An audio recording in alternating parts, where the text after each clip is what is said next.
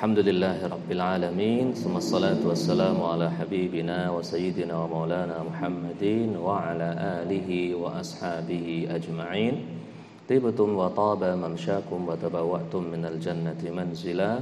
Allahumma 'allimna ma yanfa'una wanfa'na bima 'allamtana wa zidna 'ilman wa hudan wa tuqan wa salahan innaka waliyyu dzalika wal qadiru 'alaihi. Ikhwan akhwati yang dimuliakan Allah taala, alhamdulillah Allah mudahkan kita untuk kembali berjumpa dalam kajian upgrade pengayaan bagi guru-guru LBQ dan seluruh staf Yayasan El-Tartil Indonesia di Bekasi. Insyaallah akan kita tadabburi surat-surat juz ammah, surat-surat pendek. Alhamdulillah pada dua pertemuan yang lalu sudah surat Al-Nas dan surat Al-Falaq. Insyaallah kita lanjutkan dengan surat Al-Ikhlas. Hafal insyaallah ya surat Al-Ikhlas atau surat Qul huwallahu ahad. Silakan. Makasih. Baik, surat Al-Ikhlas.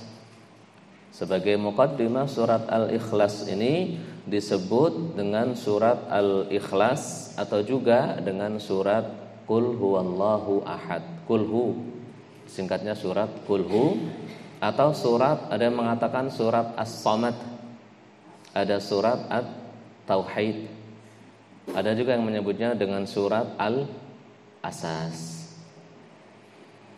Kenapa disebut dengan surat Al-Ikhlas? Kenapa disebut dengan surat Al-Ikhlas? Karena dari kata-kata khulusa yakhlusu, murni. Karena surat Al-Ikhlas ini adalah inti daripada ajaran Islam terkait Allah Subhanahu wa taala, terkait ketuhanan. Yang membedakan antara orang-orang Islam dengan orang-orang non-muslim dalam masalah ketuhanan, dalam meyakini tentang Allah, meyakini tentang Tuhan, ini surat. Karenanya disebut surat Al-Ikhlas. Tempat turunnya adalah Makkah. Jadi termasuk surat Makkiyah. Apa keutamaannya? Banyak keutamaan yang dimiliki oleh surat Al-Ikhlas ini. Di antaranya hadis Bukhari Muslim dari Bunda Aisyah radhiyallahu anha, sungguhnya Rasulullah sallallahu alaihi wasallam mengutus sariyah, mengutus seorang laki-laki pada satu pasukan. Sariyah itu satu pasukan yang gak banyak, diutus biasanya untuk menyerang satu tempat dan sebagainya. Kalau sekarang mungkin kompi gitu ya, satu kompi pasukan. Ada satu orang yang mengimami pasukan-pasukan lain. Nah, seorang ini sahabat Rasul ini setiap sholat membaca seperti biasa surat Al-Fatihah, kemudian surat yang lain. Tapi sebelum ruku selalu membaca surat Al-Ikhlas. Lalu hal ini disebutkan kepada baginda Nabi sallallahu alaihi wasallam. Rasul bertanya, "Kenapa?" gitu. Tanya kepada dia, "Kenapa?" Saluh li ayyi syai'in yasna'u dzalik. Kenapa dia berbuat seperti ini? Setelah ditanya, dia mengatakan, li'annaha sifatur rahman wa ana uhibbu an aqra'a biha. Ini kata sahabat ini karena surat Al-Ikhlas adalah surat yang menjelaskan tentang sifat-sifat Allah Subhanahu wa taala. Karenanya aku senang membacanya. Makanya baginda Nabi sallallahu alaihi wasallam bersabda, akhbiruhu anallaha ta'ala yuhibbuh. Beritahu kepadanya bahwa Allah mencintainya. Jadi dengan perantara sering membaca surat Al-Ikhlas, seorang sahabat mendapat cinta Allah Subhanahu wa taala. Tahu ya kalau Allah Subhanahu wa taala mencintai seorang hamba, dalam hadis sahih Allah akan menyeru kepada Jibril. Wahai Jibril, seru di langit bahwasanya aku mencintai si fulan. Kemudian malaikat Jibril menyeru di langit bahwa Allah mencintai si fulan. Dan seluruh penduduk langit pun mencintainya. Enggak hanya cukup di langit saja, hingga di bumi. Allah juga memerintahkan kepada malaikat Jibril untuk menyeru di bumi. bahwa Allah mencintai si fulan, maka si fulan ini nanti akan dicintai oleh orang-orang soleh, orang-orang yang taat, orang-orang yang bertakwa, beriman pada Allah Subhanahu wa ta'ala. Itu salah satu keutamaan jika dicintai Allah Subhanahu wa ta'ala. Taib, kemudian dari Abu Hurairah radhiyallahu anhu yang kedua, hadis riwayatnya Imam Bukhari secara ta'liqan dan juga Imam Tirmidzi dalam Fadhailul Quran. Abu Hurairah radhiyallahu anhu meriwayatkan, beliau mengatakan, "Aqbaltu ma'an Nabiy sallallahu alaihi wasallam fasami'a rajulan yaqra'u qul huwallahu ahad." Aku sedang berjalan bersama baginda Nabi sallallahu alaihi wasallam. Dan beliau mendengar seorang laki-laki yang salat membaca qul huwallahu ahad. Faqala Rasul sallallahu alaihi wasallam wajabat. Wajib. Qultu wa ma wajabat? Wajib kenapa ya Rasulullah? Kata Abu Hurairah. Qala al jannah, wajib masuk surga.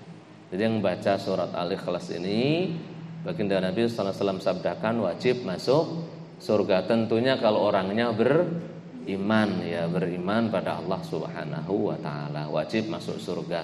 Wajib masuk surga di sini bukan berarti terus otomatis langsung pasti tanpa hisab, ya enggak. Ya, pasti masuk surga, pasti ya dilihat nanti amalannya seperti itu. Kemudian hadis yang ketiga, Rasulullah sallallahu alaihi wasallam bersabda dalam hadis riwayat Imam Tirmidzi juga Imam Malik dalam Muwatta dari Sahal bin Mu'ad bin Anas al-Juhani dari bapaknya radhiyallahu anhu dari Rasulullah sallallahu alaihi wasallam, beliau bersabda, "Man qara'a qul huwallahu ahad hatta yakhtimaha 10 marratin banallahu lahu qasran fil jannah." Siapapun yang membaca surat Al-Ikhlas qul huwallahu ahad 10 kali, maka Allah membangunkan baginya qasran. Tahu qasr ya? Apa? Istana. Ini istana yang bangun bukan insinyur Indonesia, juga bukan insinyur Eropa, juga bukan insinyur Amerika, wala bukan insinyur Arab, wala bukan insinyur Afrika. Bukan, yang bangun siapa? Allah Subhanahu wa ta'ala. Kita kalau lihat istana yang bangun manusia saja, masuk ke istana presiden di Jakarta, megah sekali ya, luar biasa megahnya. Apalagi dibandingkan dengan istana raja di Arab, waduh, kalah megah dah kita. Dengan istana-istana Eropa lagi, kalah lagi megahnya. Ini yang membangun adalah Allah Subhanahu wa ta'ala. Di surga pula, hanya dengan membaca surat Al-Ikhlas berapa kali? 10 kali. Faqala Umar berkata, "Idzan nastaghfiru ya Rasulullah." Kalau gitu aku akan sering baca. Aku akan sering baca ya Rasulullah. Faqala Rasulullah sallallahu alaihi wasallam, "Allahu aktsaru atyab ay ata'uhu." Ay ata'uhu dari saya ya, dengar redaksi di hadis penafsiran saya. Kalau gitu saya akan baca yang banyak ya Rasulullah. Kami akan banyak membacanya ya Rasulullah, biar banyak istananya. Rasul bersabda, "Allahu aktsaru atyab." Allah lebih banyak dan lebih baik pemberiannya, maksudnya tafsirnya seperti itu. Makanya sebagian kiai kami, bagian ulama-ulama kami, enggak tahu kalau ulama-ulama antum. Bagian kiai kami ini kalau ada murid-muridnya minta amalan, Pak Yai minta amalan apa? Biar cepat kaya. Biar banyak, cepat duitnya banyak gitu. Nanti kiainya suruh mengamalkan, bacalah surat Al-Ikhlas. Berapa kiai? Yang banyak, yang banyak. Nah kan boleh ini. Idzan nastaghfir ya Rasulullah. Kalau gitu kami baca yang banyak. Enggak dilarang sama Rasul. Malah dibilang pemberian Allah lebih banyak, gitu loh. Ya maksudnya, kalaupun enggak kaya di dunia, minimal nanti kaya di surga. Karena kalau baca 10 dapat 1 istana, 20 dapat 2, 30 dapat 3. Kalau orang satu harinya 100 berarti dapat 10. Kalau 200 dapat 20. Berapa Pak Kiai? 1.000. 1.000 berapa? 1.000. 1.000. Kalau 1.000 dapat berapa? 100 istana. Kaya enggak? kaya gitu ya. Kaya ini. Dan nanti biasanya kalau udah kaya akhirat, saya mau Allah dikayakan juga di dunia. Mungkin kata para kiai loh ya, kata para kiai. Nah, kemudian yang selanjutnya, keutamaan dari surat Al-Ikhlas adalah surat ini sama dengan keutamaannya gitu, sama dengan sepertiga Quran, ta'dilu thulutsal Quran. Dalilnya dari Abi Sa'id Al-Khudri radhiyallahu anhu, anna rajulan sami'a rajulan yaqra'u qul huwallahu ahad yuraddiduha falamma asbaha jaa'a ila an-nabiy sallallahu alaihi wasallam fadzakara dzalika lah wa ka'anna ar-rajula yataqalaha faqala an-nabiy sallallahu alaihi wasallam walladzi nafsi bi yadihi innaha la ta'dilu thulutsal Qur'an. Jadi ada seorang laki-laki yang mendengar temannya membaca surat Al-Ikhlas berkali-kali, sering diulang-ulang. Bismillahirrahmanirrahim. Qul huwallahu ahad, Allahus samad, lam yalid wa lam yulad wa lam yakul lahu kufuwan ahad. Baca lagi. Qul huwallahu ahad, Allahus samad, sampai akhir terus diulang lagi. Diulang lagi gitu. Nah, terus kemudian si yang dengerin hadis-hadis Imam Bukhari ya, dari Imam Bukhari juga Abu Dawud dan Nasai, juga Imam Ahmad dan Ibnu Majah, sahih tentunya. Pagi-pagi disebutkan ke baginda Nabi. Ini sahabat juga ngulang-ngulang lirik seperti ini. Jadi sebenarnya kita mengamalkan apa bahasa kami kalangan tradisional itu mengamalkan, mewiridkan gitu, mewiridkan surat Al-Ikhlas. Ya dari zaman dulu ada sahabat Nabi baca surat Al-Ikhlas berkali-kali. Hingga yang dengar datang ke baginda Nabi di pagi hari seolah-olah mengecilkan. Kemudian Rasulullah bersumpah, walladzi nafsi biyadihi. Demi Allah kalau bahasa kita. Demi zat yang jiwaku berada di genggamannya, yaitu Allah Subhanahu wa taala. Innaha la ta'dilu thulutsal Qur'an. Sesungguhnya surat Al-Ikhlas itu menyamai sepertiga Al-Quran. Dalam satu riwayat Imam Bukhari juga Imam Muslim, dari Abi Sa'id Al-Khudri, Rasulullah SAW bersabda kepada para hambanya, ayajizu ahadukum an yaqra'a thulutsal Qur'ani fi lailatin fashaqqa dzalika alaihim. Apakah kalian itu enggak kuat membaca Al-Quran setiap satu malam? Fashaqqa dzalika alaihim. Beratlah 30 juz gitu ya. 30 juz. Selancar-lancarnya Ustaz Hanif 10 juznya berapa jam Ustaz? 5 ya. 5 juz lebih atau bahkan 6. Selancar-lancarnya. Kemarin Nadia berapa? 10 jam, enggak. 5 atau 7 jam. 10 juz. Lah kalau baca 30 juz berapa jam nanti? Banyak lah. Minimalnya kalau satu juznya setengah jam berarti 15 jam. Satu malam itu cuma berapa jam? Kalau dihitung dari maghrib aja cuma 12 jam gitu. Fasyaqqa dzalika alaihim, berat. Jadi seolah-olah para sahabat merasa aduh ini diperintahkan baca Quran satu malam khatam, berat gitu. Maka baginda Nabi bersabda gitu, wa qalu aina yatiqu dzalika ya Rasulullah, atau yutiqu dzalika ya Rasulullah. Siapa kami sehingga bisa membaca setiap malam khatam gitu. Nah, karenanya ini juga dipakai dalil sebagian ulama yang kadang menghatamkan Al-Qur'an di waktu Ramadan, satu malam ya khatam gitu. Seperti siapa? Ada yang tahu? Siapa? Kalau Ramadan satu malam itu khatam, nanti paginya khatam lagi, malamnya khatam lagi. Imam Syafi'i. Mungkin hal itu. Kalau hafalan kita udah selancar surat Al-Fatihah, yakin bisa satu malam khatam. Kalau sudah selancar surat Al-Fatihah. Tapi kalau masih selancar surat Al-Mursalat ya yang baru hafal juz 29 kan surat Al-Mursalat kadang lari-lari gitu. Iya kan? Apalagi surat al-jin gitu ya, muter-muter sono, muter sini, muter sono gitu. Kalau masih selancar itu ya nggak bisa mungkin satu malam. Kalau Imam Syafi'i bisa. Ini kan berarti boleh menghatamkan Al-Quran satu malam itu berarti boleh. Lu nanti kan ada hadis yang melarang ya Ustaz. Iya, ada hadis yang melarang, tapi ada hadis yang menganjurkan. Lah terus bagaimana? Dikompromikan. Al-jam'u aula minat tarjih. Mengkompromikan teks lebih baik daripada mentarjih. Mohon maaf sambil melihat-lihat apa namanya? Jadwal setoran ya. Mohon maaf. Sambil lihat jadwal setoran. Jadi kalau memang kuat ya bagus gitu. Nah kemudian faqala Allahus Samad sulusul Quran. Jadi surat Allahus Samad itu sulusul Quran. Sabda baginda Nabi dalam hadis sahih Bukhari dan Muslim. Surat Al-Ikhlas itu sama dengan sepertiga Al-Quran. Masya Allah. Ya sudah Pak Ustadz, gak usah ngapalin Quran.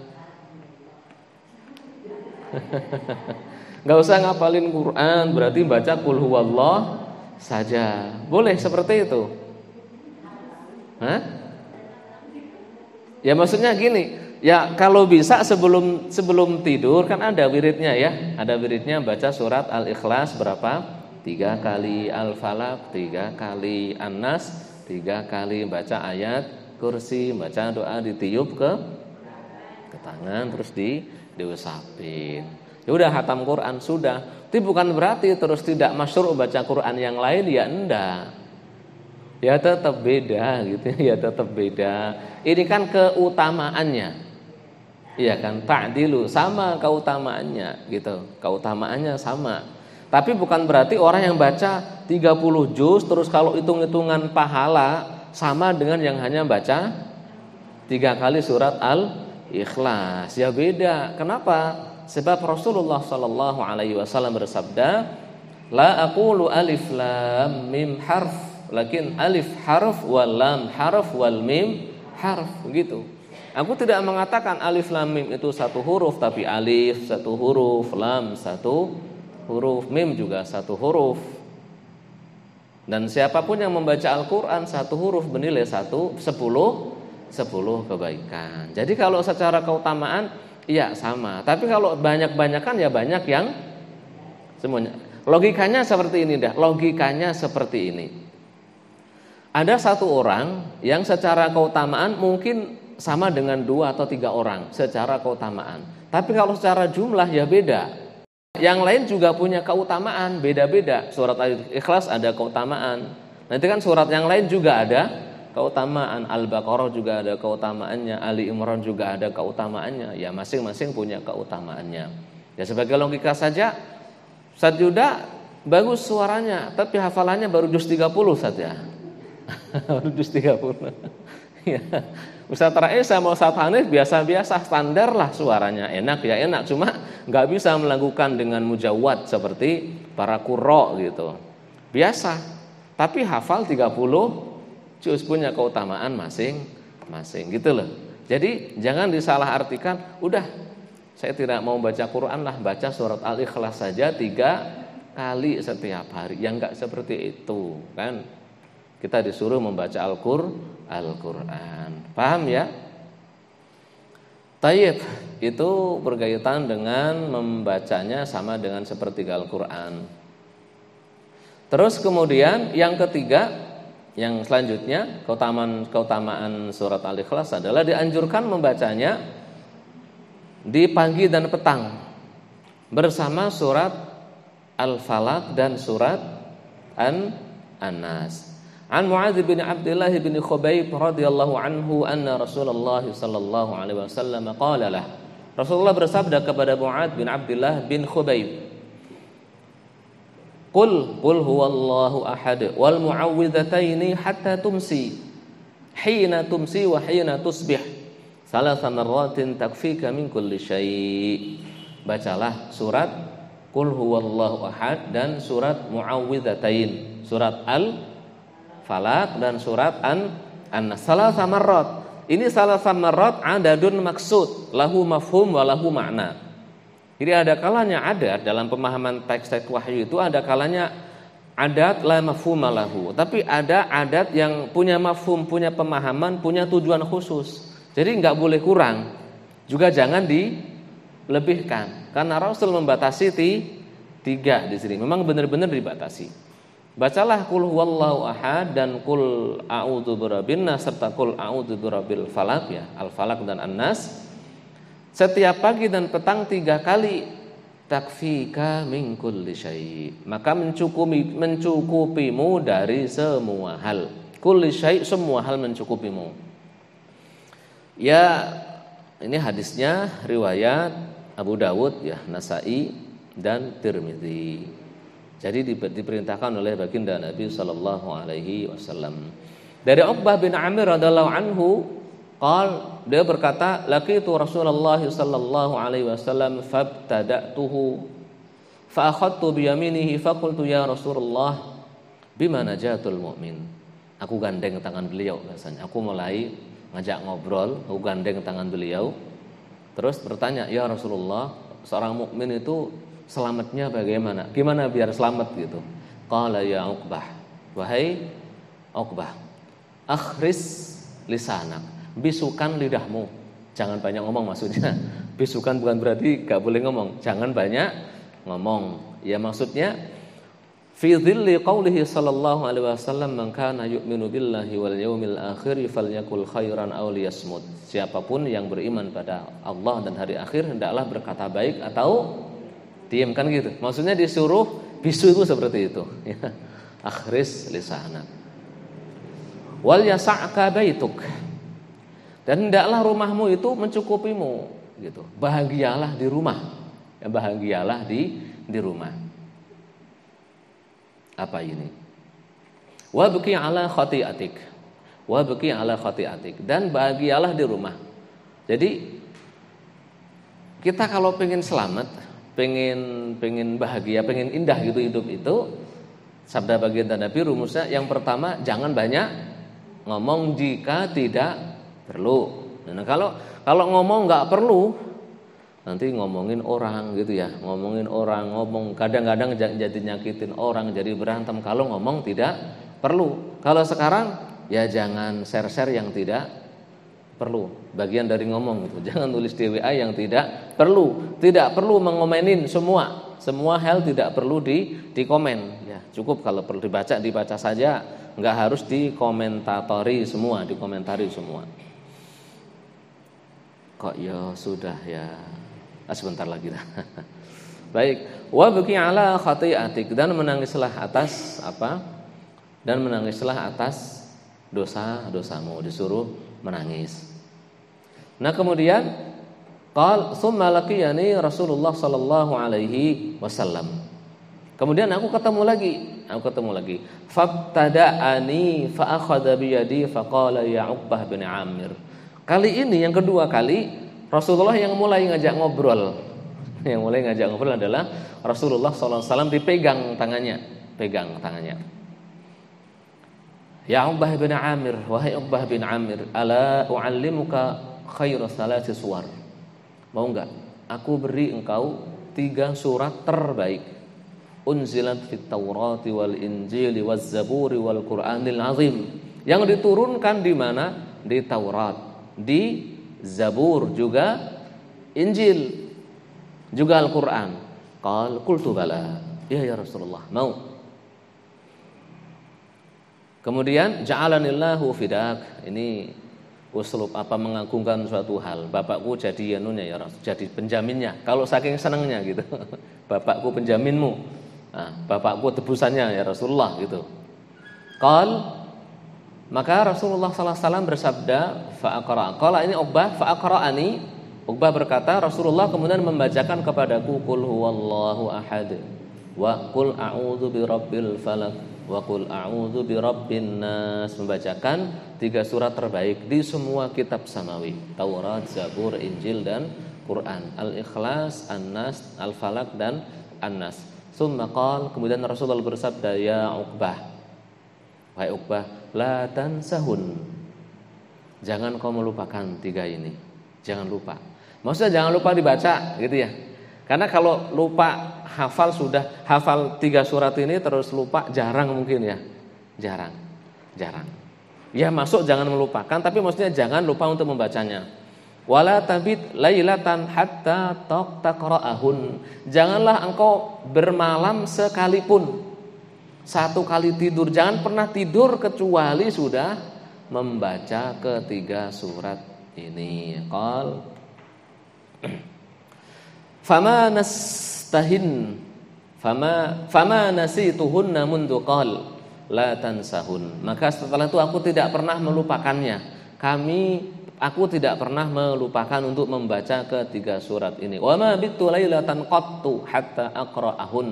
Dan aku tidak pernah tidur kecuali telah membaca ketiga surat ini. Qala Uqbah. Kemudian aku ketemu lagi dengan baginda Nabi sallallahu alaihi wasallam. Tsumma laqitu Rasulullah fabtada'tuhu fa akhadtu bi yadihi. Sekarang ketemu lagi, Masya Allah. Bahagianya ketemu baginda Nabi bisa megang tangan beliau ya. Masya Allah, gimana rasanya ya, luar biasa. Terus dipegang lagi tangannya oleh Uqbah. Fakultu ya Rasulullah akhbirni bi fawadilil a'mal. Ceritakan kepadaku, beritahuku tentang keutamaan amal. Faqala ya Uqbah sil man qata'ak. Maksudnya kabarkan kepadaku amalan-amalan yang paling agung gitu maksudnya. Kemudian Rasul bersabda, ya Uqbah sil man qata'ak. Sambunglah orang yang memutusmu.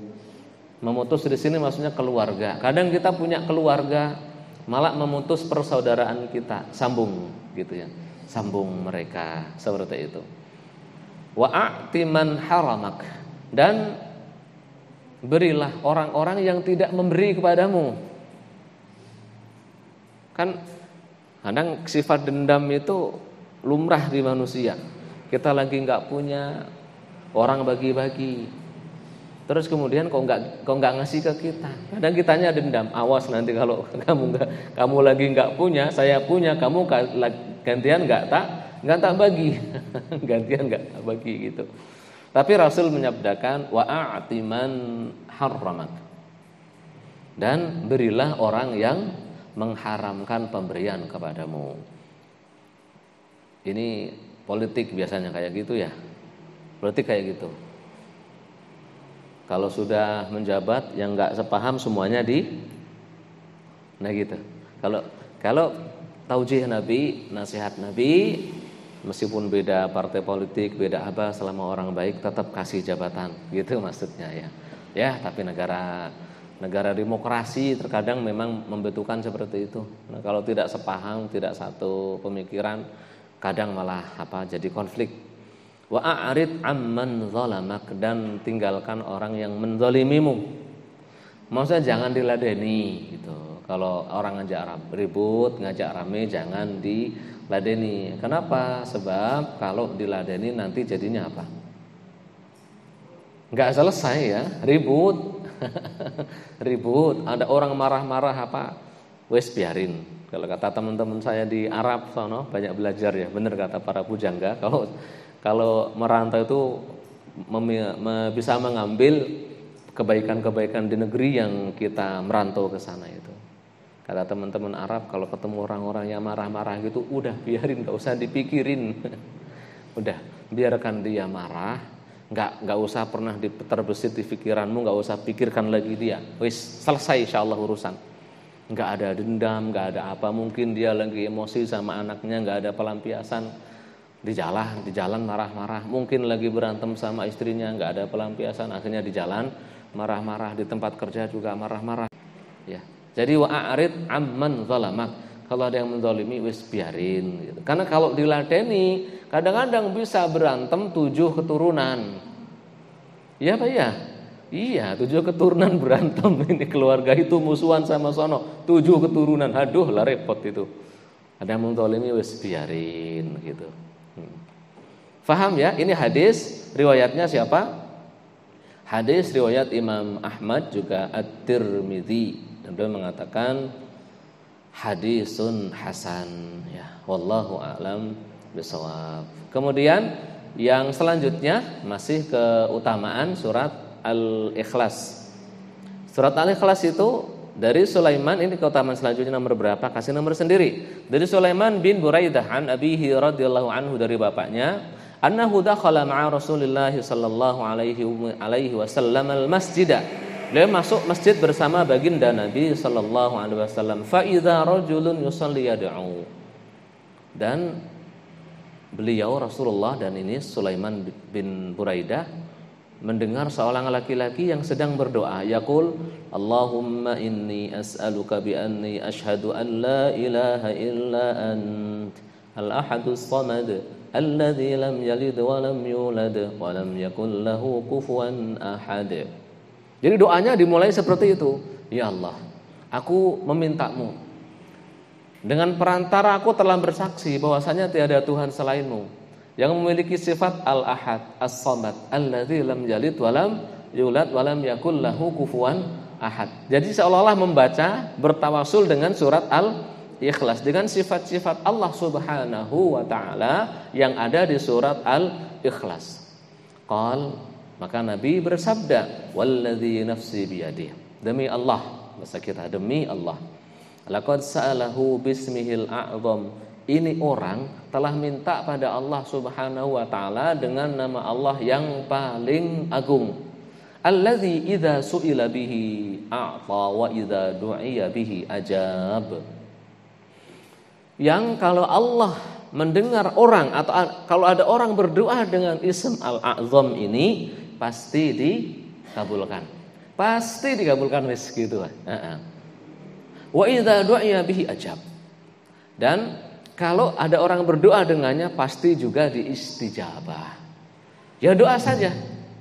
Ini mungkin ustazah-ustazah yang lagi ujian ya. Lagi kesulitan ujian tasmi'.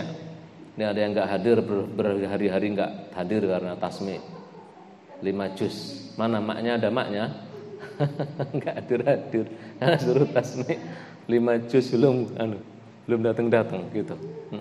Doa sama Allah Subhanahu wa taala. Baca doa ini ya, baca doa ini insyaallah dikabulkan gitu. Insyaallah dikabulkan. Hadis riwayat Abu Dawud, juga At-Tirmidzi, juga Ibnu Majah. Ya. Mungkin ada ini siapa Ustaz Yuda pengen berdoa gitu. Pengen apa Ustaz Yuda doanya? Pengen mungkin punya mobil gitu ya. Atau pengen zuwaj Ustaz Yuda, pengen zuwaj, pengen istri yang salihah gitu Ustaz Yuda, yang hafizah, yang pinter gitu ya, yang cantik gitu. Oh kalau ada tak ambil dulu Ustaz Yuda, nggak tak kasih antum. Ya doa, ya boleh doa seperti itu nanti dikabulkan oleh Allah Subhanahu wa taala. Si akhwat-akhwatnya mau perminta apa sama Allah? Doa dengan doa ini. Selama kita benar dalam berdoa, adab-adab doa, tahu adab-adabnya ya? Halo? Doanya dalam kondisi suci, menutup aurat. Adabnya juga menghadap kiblat, menengadahkan tangan. Syukur-syukur di waktu-waktu yang diistijabah. Kapan waktu istijabah? Sepertiga malam terakhir. Kalau laki-laki ada 2 waktu hari Jumat saat khatib sedang duduk di antara 2 khutbah. Dan nanti di akhir Jumat antara asar dan maghrib. Kalau mak kan gak sholat Jumat, berarti ada di akhir di hari Jumat. Itu cari waktu-waktu yang mustajabah. Atau syukur-syukur bisa ke haram, baik haram Makki atau haram Madani. Terus berdoanya memulai dengan apa? Dengan memuji Allah Subhanahu wa taala, membaca salawat kepada baginda Nabi sallallahu alaihi wasallam, memohon ampun pada Allah, lalu tawasul dengan ini bismillah al-a'zam yang ada di surat Al-Ikhlas. Insyaallah dikabul, insyaallah dikabulkan oleh Allah Subhanahu wa taala. Faham ya? Baik, untuk pembahasan secara global surat Al-Ikhlas ini adalah isbatul wahdaniyah lillahi ta'ala fi rububiyyatihi wa uluhiyatihi wa asma'ihi wa sifatihi wa af'alihi wa ghairiha. Jadi surat Al-Ikhlas ini menceritakan pembahasan secara globalnya, menjelaskan tentang Allah Subhanahu wa ta'ala, terutama sifat-sifat Allah Ta'ala. Apa sebab nuzulnya? Selanjutnya, poin selanjutnya, apa sebab nuzulnya? Ini hadis riwayat Imam Ahmad di Musnad, juga Tirmidzi di tafsirnya, juga At-Tabari di tafsir At-Tabari. Dari Ubay bin Ka'ab radhiyallahu anhu, beliau mengatakan, innal musyrikina qalu lin nabi, orang-orang musyrik kafir Makkah maksudnya, karena surat ini Makkiyah, berarti orang-orang musyrik Makkah berkata kepada Nabi sallallahu alaihi wasallam, insib lana rabbak, insib lana, atau kalau bahasa kitanya sif lana rabbak, ceritakan seperti apa Tuhanmu gitu loh. Tuhanmu tuh seperti apa gitu. Kalau orang kafir Quraisy musyrik kan, Tuhannya itu kan jelas, Anda ini Lata, Manat, Uzza, Hubal dan sebagainya. Ada Tuhan mereka, ini Tuhan kami jelas gitu kata mereka. Nah kemudian fa anzalallahu azza wa jalla qul huwallahu ahad Allahus samad lam yalid wa lam yulad wa lam yakul lahu kufuwan ahad. Yang turun itu, orang-orang kafir Quraisy pengen tahu Allah itu seperti apa. Allah kan ada, kata Muhammad ada, tapi seperti apa adanya? Maka turunlah surat Al-Ikhlas yang menyebutkan bahwasanya Allah ini adalah satu. Allahus samad lam yalid wa lam yulad wa lam yakul lahu kufuwan ahad. Nah kemudian dalam riwayat Ibnu Abi Hatim disebutkan Ja'atil Yahud, ya, ini orang-orang Yahudi. Ja'atil Yahudu ilan Nabi sallallahu alaihi wasallam minhum Ka'ab bin al-Ashraf wa Huyai bin Akhtab. Ini di Madinah pastinya mungkin, atau mungkin di Mekah juga mungkin, karena mereka kan di Madinah orang-orang Yahudi. Faqalu, mereka berkata, ya Muhammad sif lana rabbak, wahai Muhammad ceritakan, gambarkan gitu, gambarkan kepada kami, ceritakan kepada kami bagaimana sifat-sifat Allah itu. Fa anzalallahu ta'ala qul huwallahu ahad Allahus samad lam yalid wa lam yulad wa lam yakul lahu kufuwan ahad. Maka diturunkanlah surat qul huwallahu ahad ini. Bismillah. Alhamdulillah, wassalatu wassalamu ala Rasulillah wa ala alihi wa ashabihi wa man walah. Hibbati fillah, sudah kita jelaskan tentang sebab nuzul surat Al-Ikhlas. Baik, kita sekarang lanjut kepada penafsiran secara kata per kata bagi surat Al-Ikhlas itu sendiri. Qauluhu subhanahu wa ta'ala, Qul ya Muhammad, katakan wahai Muhammad. Qul ay ya Muhammad. Wa hadza amrun, ini perintah untuk Nabi sallallahu alaihi wasallam. Wa kullu man yasluhu lahul amr wal khitab min afradi ummatihi, juga bagi semua umatnya yang bisa menyampaikan risalah agama ini. Al-khitabu lin-nabi khitabun li ummatihi illa ma dallat dalilu ala khususiyatihi sallallahu alaihi wasallam. Jadi perintah kepada Nabi itu juga perintah kepada seluruh umatnya, kecuali ada dalil khusus yang tidak mencakup seluruh umat, khusus hanya Nabi saja. Kalau memang seperti itu, maka perintahnya hanya untuk Nabi. Ini untuk semua, bagi Nabi juga seluruh umatnya. Qul huwallahu ahad. Huwa di sini dhamirus sya'n mubtada. Dhamirus sya'n huwa mubtada. Dan khabaruhu, ya, khabarnya adalah Allahu ahad. Katakan dia adalah Allah yang maha satu, yang maha esa. Nah, di sini kalau huwa hanya dimaknai sebagai sebuah dhamir, kata ganti, berarti bukan dari nama-nama Allah Subhanahu wa taala. Ini pendapat jumhur ulama. Jadi yang namanya Allah adalah di sini Allah dan Ahad.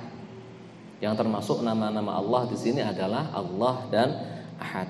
Tapi sebagian mufassirin seperti Fakhruddin Ar-Razi dalam Mafatihul Ghaib, ini juga dinukil oleh Ibnu Ashur dalam Tahrir wa Tanwir. Sebagian mufassirin menafsirkan bahwa huwa di sini adalah juga nama Allah Subhanahu wa taala. Gitu. Jadi ada yang mengatakan huwa juga bagian dari Allah. Di antara nama Allah adalah huwa di sini. Nah ini ba'du sufiyah juga yang masyhur. Sebagian sufiyah, tidak semuanya tapi sebagian orang-orang sufi. Karenanya sebagian orang sufi berzikir ada yang dengan menyebut nama Allah. Allah, Allah, Allah, Allah, Allah, Allah, Allah, Allah diperbanyak gitu. Allah, Allah, Allah. Ada yang nyebutnya dengan ahad, ahad, ahad, ahad gitu. Kalau Sayyidina Bilal dulu kan zikirnya dengan ahad, ahad gitu ya. Saat disiksa oleh siapa? Umayyah bin Khalaf dengan ahad, ahad, ahad. Nah, bagi yang mengartikan huwa juga bagian dari nama Allah, walillahil asmaul husna fad'uhu biha, maka ya mereka membolehkan zikir dengan huwa, huwa, huwa, huwa itu. Nah, huwa itu kalau wawunya dikasih harokat fathah. Bagaimana kalau dari diharokati bunyinya tinggal hu gitu. Jadi kalau antum pernah mendengar mungkin ada orang-orang sebagian sufi sih. Saya kenal banyak orang-orang sufi itu belum pernah saya dengar orang yang berzikir dengan hu ini belum pernah dengar. Tapi yang seringnya dengan Allah, Allah, Allah, atau la ilaha illallah, la ilaha illallah, subhanallah, subhanallah. Zikirnya gitu. Tapi memang ada dari zaman dulu yang berzikir dengan hu.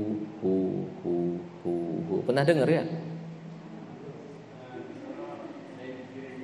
Di mana? Di Aljazair ya nih, yang dengar langsung kan? Siapa si Lutfi kan dari Algir, nah, sekolahnya. Jadi memang ada yang zikir dengan hu. Maksudnya itu bukan main-main. Maksudnya bukan main-main. Kenapa? Karena ada sebagian yang mengatakan huwa di sini adalah nama Allah Subhanahu wa ta'ala. Faham ya? Qul huwallahu ahad. Katakanlah huwa, dia mubtada'nya, khabarnya Allah. Allah itu memiliki sifat yang ahad. Karena ditanya oleh kafir-kafir Quraisy, ceritakan kepada kami tentang Tuhanmu Allah Subhanahu wa ta'ala yang langsung menceritakannya. Rasul tidak mengada-ngadakan sendiri, enggak menceritakan sendiri Allah itu seperti ini, enggak.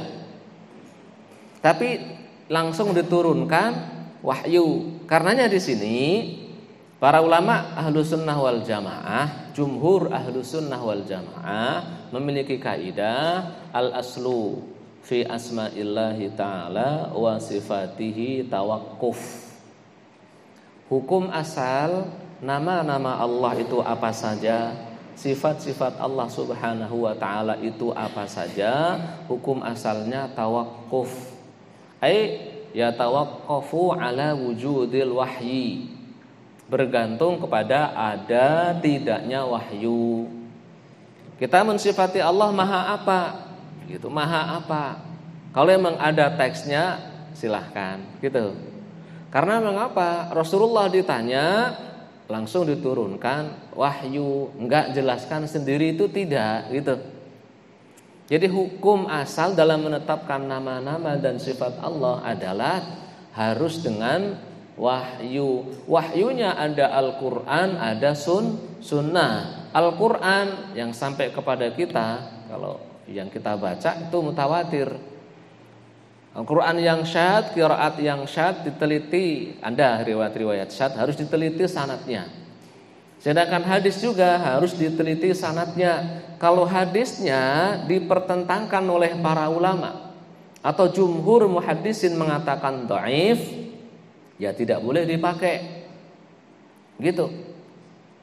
Contohnya yang menafsirkan istiwa dengan duduk. Menafsirkan istiwa dengan duduk.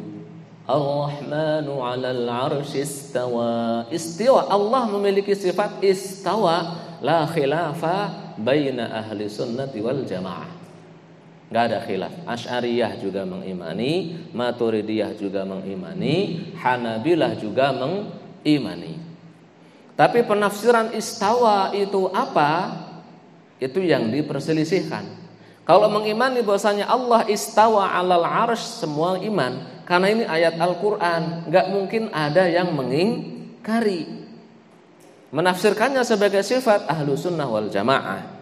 Mu'tazilah mengatakan tidak, nggak mau. Mu'tazilah nggak mau. Jahmiyah juga mengatakan enggak. Tapi mengimani ayatnya mengimani. Nggak mungkin orang Islam mengingkari ayat Al-Quran. Tapi apakah istawa itu adalah sifat? Itu yang khilaf antara ahlu sunnah dan non ahlu sunnah, dan selain ahlu sunnah wal jamaah. Ahlu sunnah wal jamaah mengimani ini sebagai sifat Allah subhanahu wa ta'ala. Kenapa? Karena warada bihil khabar, warada bihin nas, ada dalam teks Quran pula. Cuma maknanya apa? Hanabilah dhahabu ila tafwid, menyerahkan maknanya pada Allah subhanahu wa ta'ala. Sama dengan sak, betis. Sak itu kan betis. Kemudian wajah gitu. Dan semuanya Hanabilah bisa dibaca di karya-karya Ibnul Jauzi, Ibnu Qudamah Al-Maqdisi, Imam As-Safarini, dan banyak ulama Hanabilah mengimani secara lafadznya, tapi maknanya diserahkan pada Allah subhanahu wa ta'ala. Asy'ariyah Maturidiyah ada dua pendapat. Pendapat jumhur mutaqaddimin, generasi salaf kalangan Asy'ariyah, ini dinukil oleh Imam An-Nawawi, dinukil juga oleh Imam Ibnu Hajar Al-Asqalani dan yang lain-lainnya, mengatakan kalangan pendahulu salaf memaknainya seperti Hanabilah, di tafwid maknanya. Istawa itu maknanya banyak. Ada menguasai, ada duduk, ada bertempat tinggal, ada maknanya banyak istawa itu. Enggak berani menentukan, diserahkan pada Allah subhanahu wa ta'ala. Nanti mungkin ada yang bertanya, itu enggak benar, kenapa? Masa Allah menyuruh kita, Allah memerintahkan kita mentadabburi Al-Quran, sedangkan ada ayat-ayat yang tidak kita tahu maknanya? Mustahil. Enggak mustahil. Secara aklan tidak mustahil. Bahkan jaiz, boleh. Boleh. Kenapa boleh? Karena waqi'un syar'an, secara syar'i waqi' terjadi. Contohnya alif lam mim, alif lam ra, shad, qaf, taha. Ada yang memastikan maknanya apa? Enggak tahu. Karenanya dalam riwayat dari Ibnu Abbas, beliau mengatakan ada ayat-ayat di Al-Qur'an itu yang maknanya diketahui oleh semua orang selama tahu bahasa Arab. Ada ayat-ayat yang maknanya diketahui oleh orang-orang berilmu saja. Ada ayat-ayat yang maknanya tidak diketahui kecuali oleh Allah subhanahu wa ta'ala. Gitu. Faham ya? Jadi gak masalah. Ini dijelaskan oleh Ibnu Qudamah dalam buku beliau Zamut Ta'wil, seingat saya, atau Raudhatun Nadhir, pernah jadi pelajaran kami dulu saat masih di Libya. Jadi gak masalah, kita gak tahu maknanya, ya gak masalah. Allah punya sifat istawa, iya. Maknanya apa? Wallahu a'lam. Kalau ditafsirkan dengan duduk, seperti dalam kitab As-Sunnah karya Abdullah bin Imam Ahmad bin Hanbal. Kitab As-Sunnah ini mansub ila Imam Ahmad, mansub itu. Riwayatnya Abdullah bin Imam Ahmad, mansub. Wa fi thubutihi nazar sebenarnya. Jadi kitab ini benar enggak karyanya beliau gitu. Mansub kepada Imam Ahmad gitu, dinisbatkan kepada Imam Ahmad yang diriwayatkan oleh anaknya. Apakah benar-benar karya beliau? Itu fi thubutihi nazar. Menurut jumhur ulama, fihi rawiyani majhulan. Ada dua rawi yang majhul, enggak sah. Tapi ini sayangnya menjadi salah satu referensi utama di kalangan Hasyawiyah, kalangan Mujassimah yang mensifati Allah dengan jism. Salah satu di situ hadis yang disebut di situ, banyak sekali hadis itu palsu, dhaif dan palsu, banyak. Di sini tidak idealnya. Imam Ghazali dicela, dicerca, dihina. Gara-gara kitab Ihya Ulumuddin ada banyak itu lebih dari 2. 1 mufrad, 2 musanna. Kalau 3 ke atas namanya jamak banyak. Gara-gara banyak kitab Ihya Ulumuddin hadis-hadis dhaif atau la aslalahu karya Al-Hafidz Al-Iraqi, kata beliau enggak ada asalnya, palsu berarti. Cuma karena beradab kepada Imam Ghazali, la aslalahu, enggak ada asalnya. La ajid lahu aslan, aku tidak menemukan asalnya. Dikritik Imam Ghazali, ngeritiknya tidak sopan gitu. Padahal kalau kembali kepada kitab-kitab akidah yang dipakai teman-teman yang berprinsip hasyiyah mujassimah ini, ayo kita buka secara ideal. Ayo kita objektif dah. Buka kitab As-Sunnah ini. Karya Abdullah bin Muhammad bin Hanbal. Buka. Berapa hadis dhaif dan palsunya? Ayo kita fair. Banyak. Imam Ghazali memakai hadis dhaif atau mungkin palsu, maknanya masih benar. Gitu. Maknanya masih benar. Dan itu pun dipakai kalaupun dhaif sebagai penguat saja, bukan sebagai umdah fil madhab, fil ra'yi, bukan sebagai patokan dalil utama dalam satu pendapat. Nah, ini dalam masalah akidah, dalam masalah keyakinan, pakai hadis dhaif dan palsu. Menafsirkan istawa, wa hal yakunul istiwa'u illa bil julus. Dan apakah mungkin Allah itu istiwa tanpa duduk? Gitu nafsirannya. Makanya menafsirkan istawa ini duduk. Sebagian teman-teman itu menafsirkan istiwa itu Allah duduk di arsy. Padahal kalau namanya duduk itu sudah tajsim. Sanad hadisnya pun, kalau muhaqqiq yang zaman dahulu mentahqiq kitab ini mengatakan hadis ini bermasalah, mungkar, dhaif jiddan, enggak bisa dipakai. Jangankan dalam bab akidah, bab hukum saja enggak bisa dipakai. Gitu. Jadi hukum asal menetapkan nama-nama dan sifat Allah Subhanahu wa taala adalah tawakkuf. Karena ditanya Rasulullah oleh orang Quraisy, bagaimana Allah itu? Enggak dijawab seperti ini enggak, tapi nunggu wahyu turun, dan wahyu langsung turun. Qul, katakan Allahu, qul huwallahu ahad. Kemudian pelajaran yang kedua dari ayat yang pertama ini, dari kalimat qul ini menjadi dalil, menjadi bukti bahwa Rasulullah sallallahu alaihi wasallam tidak pernah mengada-adakan agama ini.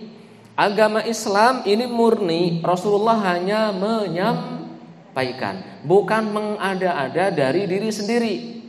Membantah orang-orang liberal yang mengatakan bahwa agama Islam ini adalah hasil budaya, wahyu ini adalah hasil atau muntat saqafi, bahasa mereka, atau muntat hadari, hasil daripada kebudayaan bangsa Arab yang ada ihtikak, bercampur dengan bangsa Persia, bercampur dengan bangsa Romawi. Jadilah agama Islam ini. Enggak. Dari kalimat qul, katakan, itu benar-benar bukan dari baginda Nabi. Baginda Nabi tidak bisa baca, tidak bisa tulis. Nanti khilaf di akhirnya beliau apakah bisa baca atau tidak. Di akhir-akhir beliau itu khilaf. Tapi semuanya sepakat di awal kenabian Nabi itu tidak bisa wala baca wala tulis.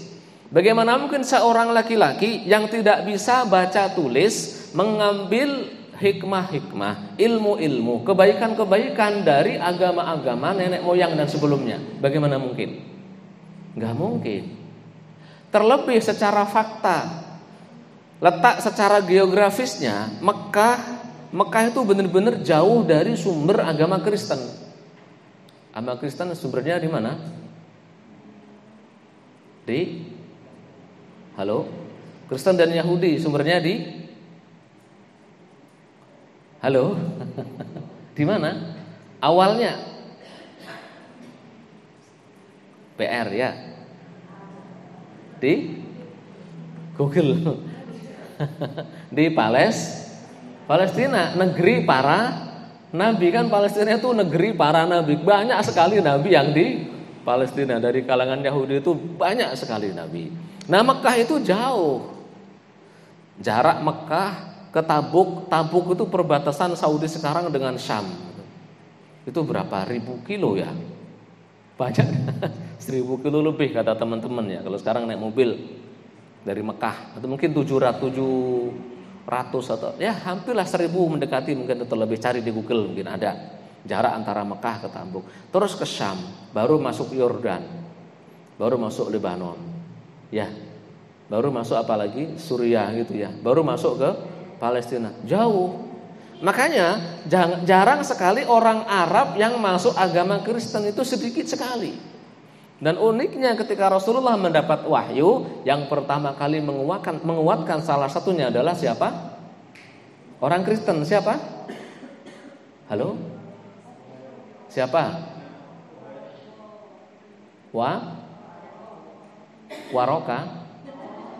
Warokoh bin Naufal. Orang Kristen. Kata Warokoh ini, karena Warokoh beliau ini bisa membaca agama, membaca kitab Injil, bahkan bisa menyalin Injil dari Ibrani ke bahasa Arab. Tahu memang bakal ada nabi akhir zaman dari bangsa Arab. Begitu mendengar Rasulullah bercerita, aku ketemu ini di gua gini. Kata Warokoh, wallahi innahu namus. Sebut namus, itu malaikat yang datang kepada Musa. Seandainya aku ini masih muda, saat nanti kaummu mengeluarkanmu wahai Muhammad dari kampung halamanmu. Kata Rasulullah, awa mukhrijiyahum, apakah mereka bakal mengeluarkan aku? Kata Warokoh, tidak satupun orang yang dapat wahyu sepertimu ini kecuali pasti disakiti oleh kaumnya, gitu. Jadi nggak ada, Rasul itu benar-benar nggak pernah mengada-ngadakan agama ini dari diri sendiri. Ini semuanya cuma bagian dari tabligh. Ya ayyuhar rasulu balligh ma unzila ilaika mir rabbik wa illam taf'al fama ballaghta risalatah wallahu ya'simuka minan nas. Suruh tabligh, nyampaikan.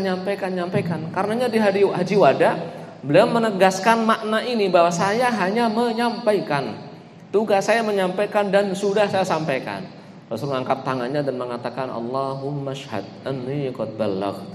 Ya Allah, saksikan aku telah menyampaikan semua agama ini, sudah selesai semua tak sampaikan ya Allah.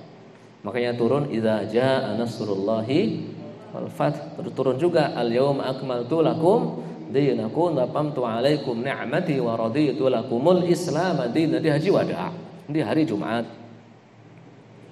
Sampai kata orang Yahudi, seandainya ayat itu turun di agama kami jadikan hari itu sebagai hari raya. Dan kebetulan turunnya di hari Jumat, dan memang hari raya bagi kita semua. Gitu. Setelah itu tidak turun lagi ayat hukum, tidak ada. Tinggal turun ayat terakhir surat Al-Baqarah ayat 280 berapa? Wattaqu yawman turja'una fihi ila Allah thumma tuwaffa kullu nafsin ma kasabat wa hum la yudlamun. Itu ayat yang terakhir turun gitu. Udah selesai. Beliau hanya menyampaikan. Faham ya? Tayyib, qul huwallahu ahad. Allah ini, Allah asalnya ilah, ditambahi al-ilah. Setelah ditambahi dibalik, enggak lupa saya, lalnya itu dirubah pembacanya jadi Allah, bukan al-ilah lagi, Allah, untuk mentafkhin, mengagungkan urusan Allah Subhanahu wa taala.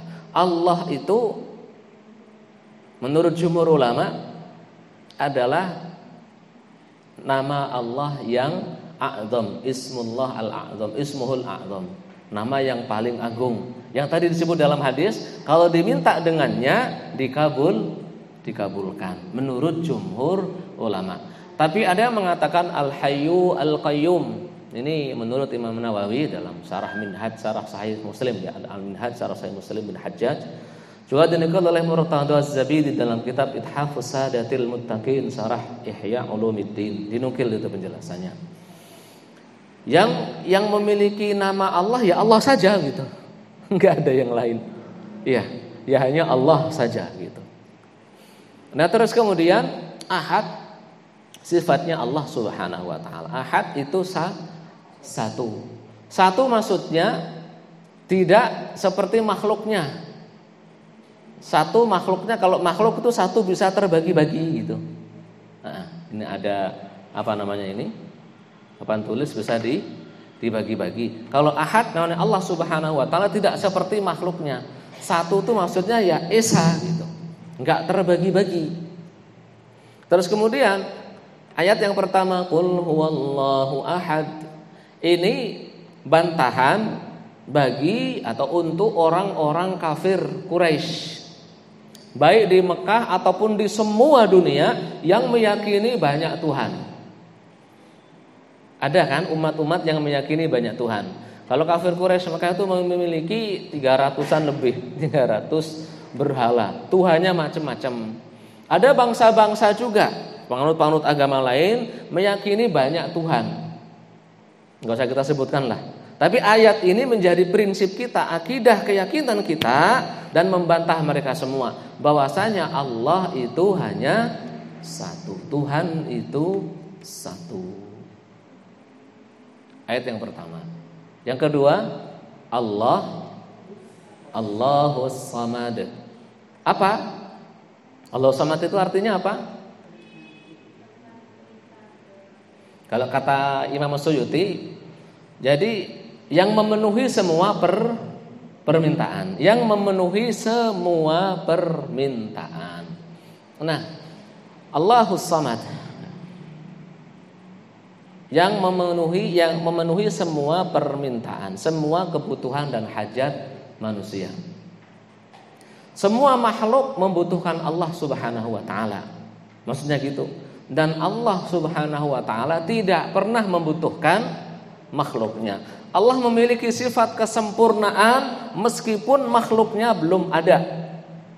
Sebagaimana akidah Tahawiyah yang kita jelaskan, bahwa Allah itu yattasifu bisifatil khalqi. Allah memiliki sifat maha menciptakan qabla khalqil makhluk, sebelum Allah menciptakan makhluk. Meskipun Allah belum menciptakan air, belum menciptakan arsy, belum menciptakan pena, Allah sudah memiliki sifat khalq, al-khaliq, maha menciptakan. Kenapa? Wadzalika bi anna Allah ala kulli syai'in qadir. Kalau kata Imam Tahawi kurang lebihnya seperti itu. Karena Allah Subhanahu wa taala mampu menciptakan, bisa menciptakan. Semua yang bisa menciptakan maka bisa disebut sebagai pencipta meskipun belum menciptakan. Itu keyakinan Ahlus Sunnah wal Jamaah dari zaman khalaf sampai salaf. Orang-orang filsafat berpendapat beda. Pendapatnya gimana? Orang-orang filosof Ibnu Sina, Ibnu Rus dan yang lain-lainnya, prinsipnya Allah itu disebut Khalik, maha pencipta kalau menciptakan. Karenanya Allah ada harus dengan menciptakan. Mudah enggak? Kalau Ahlus Sunnah wal Jamaah, ya keyakinannya Allah itu ada dan belum ada makhluk sama sekali. Ahli filsafat, orang-orang filsafat mengatakan Allah itu ada dan sudah harus menciptakan. Karenanya alam semesta ini qadim. Alam semesta ini sifatnya qadim, enggak didahului juga dengan ketiadaan. Tapi pendapat ini adalah pendapat kufur. Bisalasatin kafara fala sifatul aida. Dengan 3 hal para filsafat atau mengikuti pendapat orang-orang filsafat kafir, kata Ahlus Sunnah wal Jamaah. Salah satunya dengan qidamul alam. Dalil mereka seperti ini. Karena Allah kan maha pencipta. Namanya maha pencipta itu harus menciptakan. Kalau tidak menciptakan gak bisa disebut pencipta. Kita mensifati Allah menciptakan dari awal adanya Allah. Nah, dari awal ini masalah. Berarti Allah ada awalannya. Ini kafirnya di sini. Karena Allah berfirman huwal awwal, Allah itu yang maha awal, enggak didahului dengan ketiadaan. Tidak ada pendahuluannya, enggak ada Allah Subhanahu wa taala. Nah, kata mereka, kita mensifati Allah dengan menciptakan dari zaman dulu sebelum ada masa malahan, itu lebih baik bagi Allah daripada kita biarkan Allah, kita sifati Allah dengan tidak menciptakan. Ada masa di mana Allah tidak menciptakan. Kata Ahlus Sunnah wal Jamaah, la mana sifat fa'alul lima yurid. Allah itu berbuat sekehendak Allah. Siapa yang mewajibkan Allah harus menciptakan dari zaman dulu? Enggak ada. Enggak ada mengharuskan dan mewajibkan pada Allah sama sekali. Dalilnya Allahus Samad. Kayaknya berat ini antum ya. Berat enggak? Berat? Halo? Berat enggak diajak mikir gini? Berat? Aman ya? Hanif aja yang aman-aman. Lutfi gimana? Berat? Lumayan. Lumayan. Allahus Samad. Allah tidak memerlukan makhluknya, sama sekali tidak memerlukan. Karenanya Allah menciptakan arsy bukan karena Allah butuh duduk di arsy, bukan. Allah sudah ada sebelum arsy ada. Kana Allah wa lam yakun syai'un ghairu. Allah sudah ada sebelum ada apapun. Hadis Bukhari juga, Imam Baihaqi juga, yang lain-lain. Allah sudah ada dan belum ada satu apapun. Masya Allah, itu keyakinan ahlu sunnah wal jamaah. Karenanya Allah tidak butuh kita, kita yang butuh Allah. Dalam satu hadis disebutkan dengan sanad sahih, wahai seluruh manusia, wahai hambaku, seandainya kalian baik jin dan manusia itu semuanya seperti manusia yang paling bertakwa. Yang paling bertakwa manusia itu siapa? Siapa? Rasulullah sallallahu alaihi wasallam. Seandainya seluruh jin dan manusia seperti Rasulullah sallallahu alaihi wasallam semuanya, itu kata Allah, tidak akan menambahi keagunganku. Enggak akan nambahi keagunganku. Gitu. Dan seandainya kalian semua dari jin dan manusia seperti makhluk yang paling durjana, durhaka, siapa itu? Ada di sini angkat tangan. Nauzubillah min dzalik. Siapa makhluk yang paling durjana, durhaka? Iblis ya, iblis laknatullah alaih. Wa na'udzubillahi minhu. Wa li dzurriyyatina wa li auladina jami'an. Seandainya semua makhluk Allah itu seperti iblis, enggak akan ngurangi keagungan Allah. Allah tuh enggak butuh ke makhluknya. Yang butuh siapa? Kita. Karenanya kemarin dalam pelajaran kitab Al-Hikam sebagai review, kita jangan pernah membanggakan amalan pada Allah. La salat, wala zakat, wala saum, wala haj, wala umrah, wala sadaqah, wala tilawah. Enggak boleh kita banggakan. Karena Allah enggak butuh amalan kita. Yang butuh siapa sebenarnya? Kita sendiri. Itu pun kita kalau ditimbang semua amalan baik kita, kalaupun kita hidup 90 atau 100 tahun, ditimbang dengan nikmat Allah yang diberikan kepada kita, akan berat mana? Berat nikmatnya Allah Subhanahu wa taala. Dari sifat As-Samad ini menginspirasi kita untuk tidak bergantung kepada selain Allah Subhanahu wa taala. Ini sering dinasihatkan oleh ketua yayasan kepada saya, Ustaz Abdul Latif. Suka ngasih nasihat kepada saya, udah Ustaz, kita tidak bergantung kepada siapapun. Ada guru mau keluar ora apa-apa. Itu loh. Guru aneh-aneh suruh datang enggak mau, suruh upgrade enggak mau, keluar roh. Kata Pak Ustaz Abdul Latif, tak buka nih pintu sing jembar kayak depan. Buka pintu yang jembar. Iya, karena kita enggak bergantung kepada selain Allah Subhanahu wa taala. Iya, bismillah. Seperti itu. Jadi seorang istri juga jangan terlalu bergantung kepada suaminya. Jadi suami juga jangan terlalu bergantung kepada istrinya. Tapi laki-laki biasanya enggak bergantung sih ya. Enggak ya kalau laki-laki enggak bergantung kepada suaminya biasanya kalau laki-laki. Enggak tahu kalau laki-laki sini ya, enggak tahu ya kalau laki-laki sini. Perempuan biasanya bergantung kepada, jangan terlalu bergantung kepada suaminya. Karena jodoh, kadang jodoh itu enggak abadi. Iya toh? Kadang jodoh enggak abadi. Ada yang cerai saat hidup, ada yang tinggal mati, tinggal meninggal, tinggal wafat. Kalau bergantung kepada manusia, stres, berkepanjangan. Tapi kalau tidak bergantung kepada manusia, ya wes halai-wale, bismillah kan gitu. Nah, ya semoga kita semua keturunan kita panjang umur, sehat walafiat.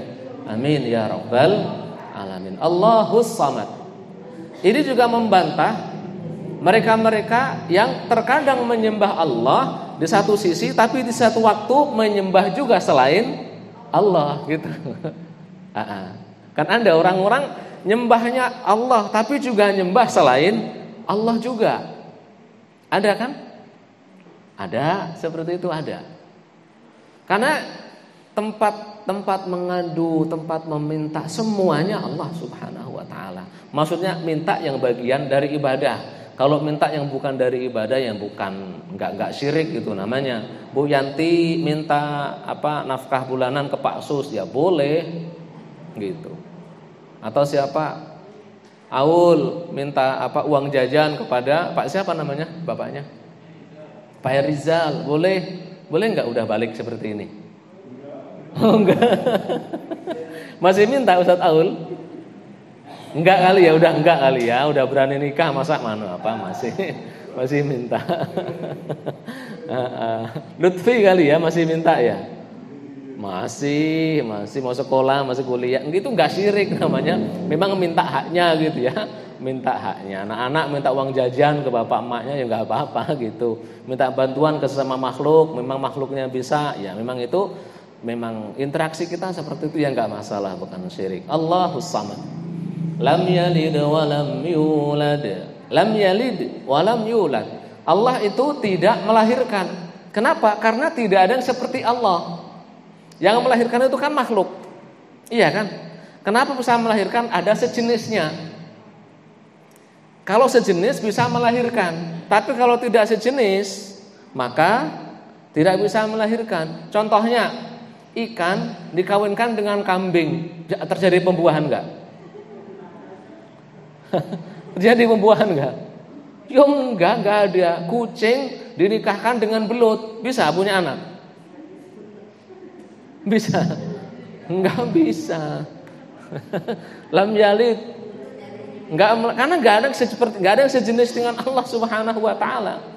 Ya satu-satunya ya hanya Allah, enggak kayak kita. Kita muka bisa beda, iya kan? Hidung saya delesep, hidung Pak Latif mancung gitu kan. Iya, muka beda, hidung beda, tapi sejenis enggak kita? Sejenis. Ya, meskipun beda suku, saya Jawa, istri Sunda, ketemu jadi anaknya. Jadi udah 3. Jadi udah 3. Karena ada sejenisnya ada. Allah Subhanahu wa taala ya hanya Allah saja, makanya enggak ada yang seperti Allah. Lam yalid, belum enggak melahirkan gitu, tidak melahirkan. Seperti itu. Walam yulad, tidak dilahirkan. Maksudnya tidak ada permulaannya. Allah itu tidak ada permulaannya. Ini membantah orang-orang menuhankan Tuhan-Tuhan baru. Semua Tuhan yang baru dibantah dengan ini. Lam yulad, walam yulad, belum dilahirkan. Kalau dilahirkan berarti pernah mengalami satu titik di mana dia tidak ada. Itu enggak berhak dituhankan. Kata Al-Quran. Kalau Allah lam yalid walam yulad, sekaligus membantah orang-orang yang mengatakan Allah punya anak. Iya apa enggak? Iya, ada kan? Ada. Ini niatnya menjelaskan akidah, tidak niat sara ya. Tidak niat sara, niatnya menjelaskan akidah. Jadi surat ini Al-Ikhlas ini membantah semuanya keyakinan-keyakinan yang berbeda dengan Islam. Lam yalid walam yulad, enggak beranak juga tidak diperanakkan. Walam yakul lahu kufuwan ahad, tidak ada satupun yang sama dengan Allah Subhanahu wa taala. Sifatnya enggak sama, zatnya enggak sama, hakikatnya tidak sama. Loh, Allah Maha mendengar, Allah Maha melihat, iya kan? Manusia juga melihat. Melihat Allah dan melihatnya manusia itu hanya taraduful lafz, persamaan kata. Karena memang yang disebutkan Al-Quran adalah dengan pendekatan kita maha mendengar, melihat. Cuma hakikatnya berbeda. Jadi secara nama saja yang sama, mendengar, sama-sama mendengar gitu. Lah, kenapa kok enggak disamakan saja? Ya enggak bisa, karena memang walam yakun lahu kufuwan ahad. Allah itu tidak ada yang sama dengan Allah Subhanahu wa taala. Melihat. Saya melihat. Proses melihat saya itu banyak proses. Yang pertama, matanya harus normal, betul? Terus kemudian harus ada cahaya, betul? Betul. Terus cahaya tadi harus ada di mata saya mengenai sekitar saya ini. Kalau tidak ada proses ini, bisakah melihat? Malam-malam datang ke sini, dipatiin semua, bisa melihat?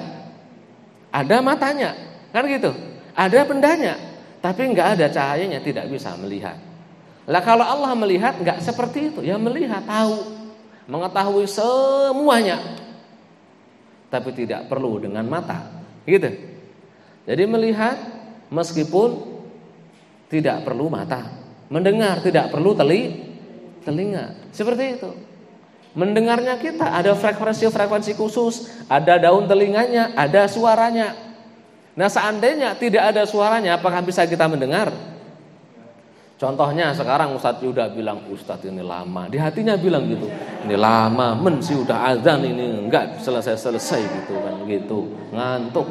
Apakah kita mendengar bisikan hati? Enggak mendengar, enggak ada suaranya. Jadi Allah Maha mendengar, kita mendengar itu hanya persamaan kata. Kalau hakikatnya sama, sangat sekali berbeda, sama sekali berbeda. Ya, wallahu a'lam bishawab. Itu ya sekaligus membantah orang-orang yang menyerupakan Allah dengan makhluknya. Kelompok-kelompok musyabbihah menyamakan Allah dengan makhluknya. Jadi Allah gede duduk di atas sono gitu. Dan itu Tuhan apa? Berhala kalau dihayalkan seperti itu. Kalau dihayalkan Allah tuh gede sekali gitu, duduk di singgasana, dipikul oleh berapa malaikat dalam bentuk apa, binatang buas setelah apa, ada wujudnya apa. Ya, jadi menyembah berhala namanya ya. Wallahu a'lam bishawab. Sebelum ditutup, jika ada pertanyaan diperbolehkan. Alhamdulillah tidak ada yang nanya. Udah zuhur ya? Iya, saya pada zuhur, mohon maaf semoga bermanfaat. Ada benar dari Allah Subhanahu wa taala, ada salah murni dari saya pribadi, tolong dimaafkan dan dimaklumi. Wallahul muwaffiq ila aqwamit thariq wal afu minkum. Wassalamualaikum warahmatullahi wabarakatuh.